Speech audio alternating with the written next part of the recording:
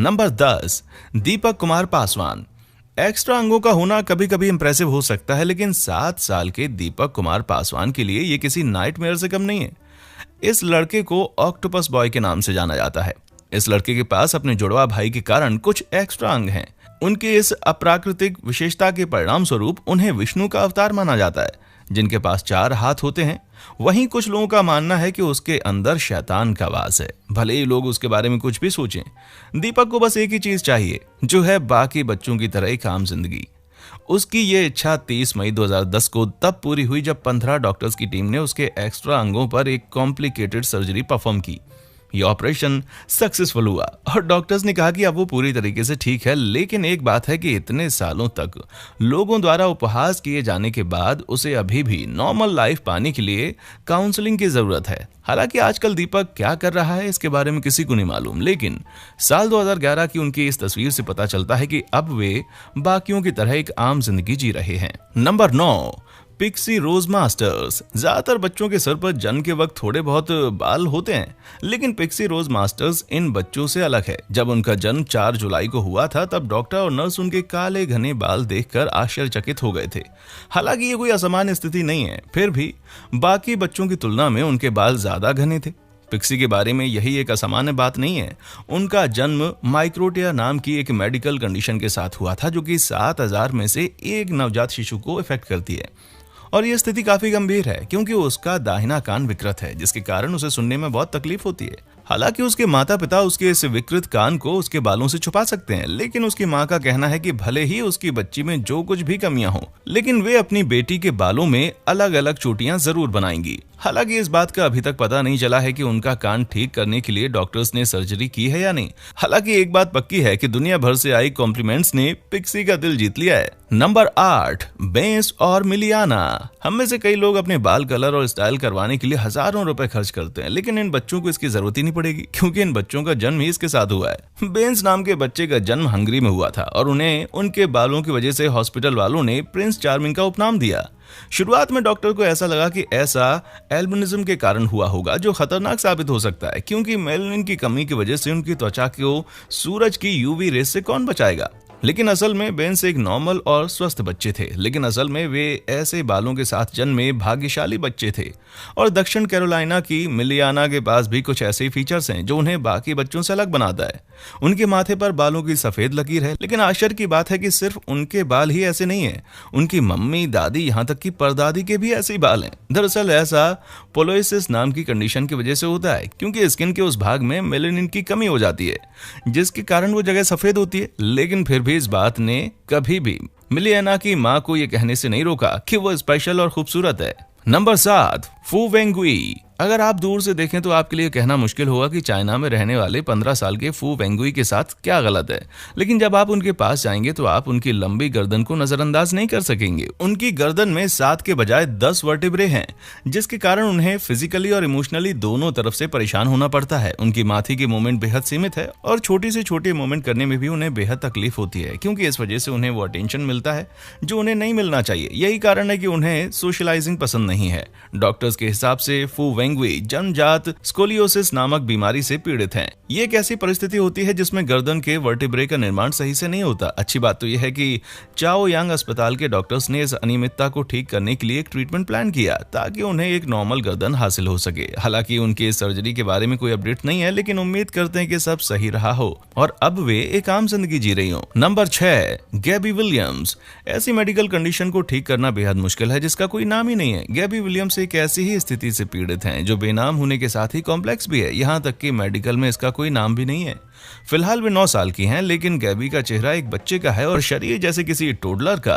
Experts के हिसाब से उनकी मेडिकल स्थिति ऐसी है जिसमें उनकी उम्र बढ़ने की प्रक्रिया धीमी हो जाती है, जिसके कारण उनकी उम्र 4 साल में एक बार बढ़ती है, जिसके कारण अभी भी उनका शरीर एक 2 साल के बच्चे का है। और बुरी बात तो यह है कि वे और भी कई बीमारियों से पीड़ित हैं, जैसे कि हार्ट डिफेक्ट, खाना निगलने में परेशानी का सामना करना, जिसके कारण उन्हें एक ही ट्यूब की मदद से खाना खिलाना पड़ता है। हालांकि इस तरह के केसेस धरती पर और भी हैं, लेकिन मेडिकल एक्सपर्ट्स को इसकी वजह के बारे में अभी तक पता नहीं चला है। और सबसे बुरी बात तो यह है कि उन्हें ये तक पता नहीं कि भला गैबी इस पीड़ा में से बाहर नहीं आ सकती।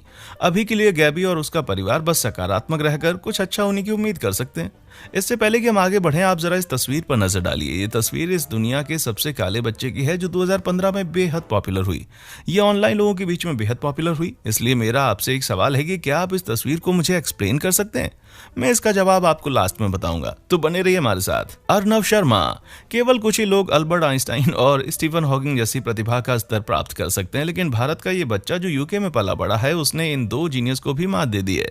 2 साल की उम्र में ही अर्नव ने बुद्धिमत्ता का एक अलग लेवल हासिल कर लिया। वे किसी के बिना सिखाए ही 100 तक गिनती कर सकते थे। 8 साल की उम्र में उन्होंने सिंगिंग और डांसिंग में अपना रुझान दिखाया, यहाँ तक कि उन्होंने कॉन्टेस्ट में भाग भी लिया और सेमीफाइनल्स में भी पहुंचे। और 11 साल की उम्र में वे मेंसा टेस्ट का हिस्सा बने, जिसमें उनका IQ स्कोर 162 था, जो आइंस्टाइन और हॉकिंग से भी ज्यादा है।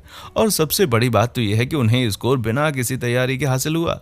उन्होंने ये तक कहा कि वे टेस्ट देते वक्त बिल्कुल भी नर्वस नहीं थे। फिलहाल वे क्रॉसफील्ड स्कूल में पढ़ाई कर रहे हैं, लेकिन वे इतने योग्य हैं कि वे किसी भी प्रेस्टिजियस स्कूल में एडमिशन ले सकते हैं, जिसमें ईटन कॉलेज और वेस्टमिंस्टर भी शामिल है। जब वे पढ़ाई नहीं कर रहे होते हैं तो उन्हें पियानो बजाने या किताबें पढ़ने जैसी स्मार्ट किड एक्टिविटीज में भाग लेते हुए देखा जा सकता है।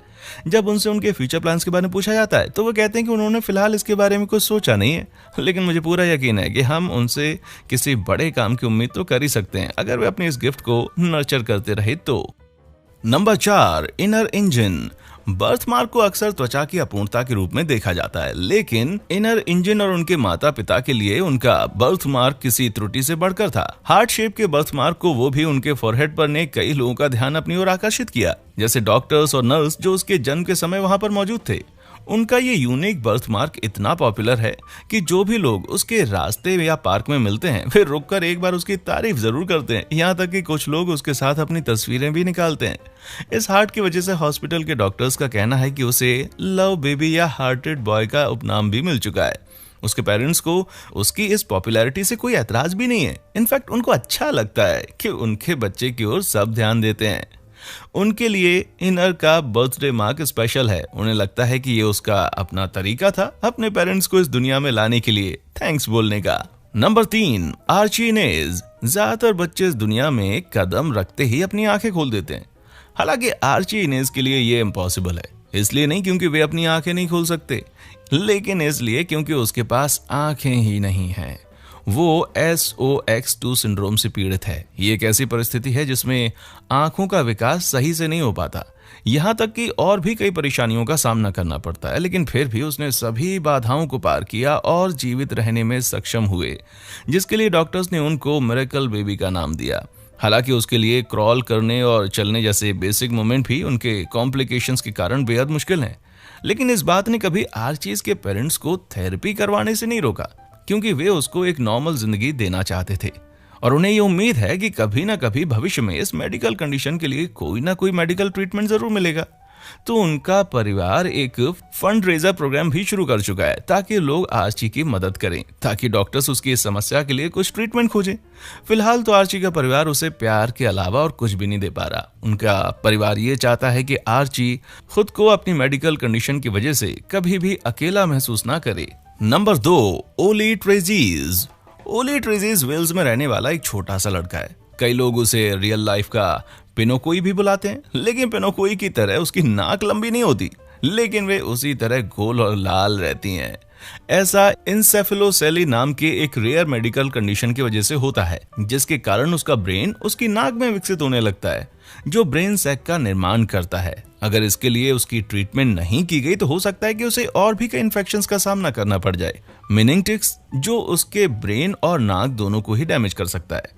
अच्छी बात तो यह है कि उनकी हालत बिगड़ने से पहले ही बर्मिंघम चिल्ड्रन हॉस्पिटल के डॉक्टर्स ने उनका इलाज कर दिया था। आज वो एक युवा हैं और अपने जीवन को एंजॉय कर रहे हैं, जहां वे अपनी बड़ी बहन और पेरेंट्स के साथ मजे करते हैं। भले ही उनमें कुछ इम्परफेक्शन हो, लेकिन उनके पेरेंट्स का मानना है कि वो एक परफेक्ट बच्चा है, बिल्कुल उसी तरह जैसे पिनोचिया के निर्माता गेपेट्टो चाहते हैं। Number 1, loyalty Adonis.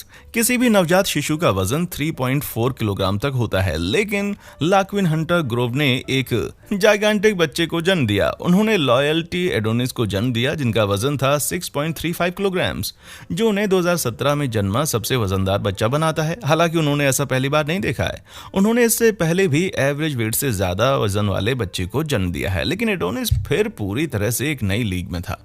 इसलिए जब वे उसका वजन पता चला तो हैरान रह गई। भले ही वो दिखने में इतने विशाल हैं, फिर भी वो एक स्वस्थ बच्चा है। इनफैक्ट वो एक एक्टिव बच्चा है और उनकी माँ का कहना है कि अगर उसे जो चाहिए वो नहीं मिला तो इनक्रेडिबल हल्क की तरह वो एक्ट करता है। जब कभी भी उनकी मम्मी को उसका गीला डायपर बदलने में वक्त लगता है या फिर उसे जोरों की भूख लगती है तो वो जोर जोर से चिल्लाने लगता है। लेकिन भले ही उसके वजह से उसकी माँ को कितनी परेशानी क्यों ना हो, फिर भी लाक्विना का कहना है कि वो एक स्पेशल बच्चा है। उनकी माँ का ये भी कहना है कि एडोनिस उनका आखिरी बच्चा होगा क्योंकि वो अपने भ्रूण को हमेशा के लिए बंद करवा रही हैं। शायद उन्हें डर है कि कहीं वे इससे भी ज्यादा वजनदार बच्चे को जन्म न दे दें। और अब वापस चलते हैं दुनिया के सबसे काले बच्चे की तस्वीर की ओर। हालांकि कई साइट्स का कहना था कि ये कहानी सच्ची है, लेकिन ये तस्वीर नकली है। यहां तक कि इसकी उत्पत्ति के बारे में भी किसी को मालूम नहीं है। इस तस्वीर में जो फिगर दिखाया गया है वो असल में एक जीवंत गुड़िया की है जिसे breath of heaven artist Lilah Parsons ने बनाया है। और ये जो दूसरी तस्वीर आप देख रहे हैं ना, इसे फोटोशॉप किया गया था ताकि बच्चे को और भी ज्यादा काला दिखाया जा सके। इसीलिए मोरल ऑफ द स्टोरी ये है कि इससे पहले आप ऑनलाइन दिखाई गई किसी भी चीज पर विश्वास करें तो थोड़ा रिसर्च जरूर कर लें।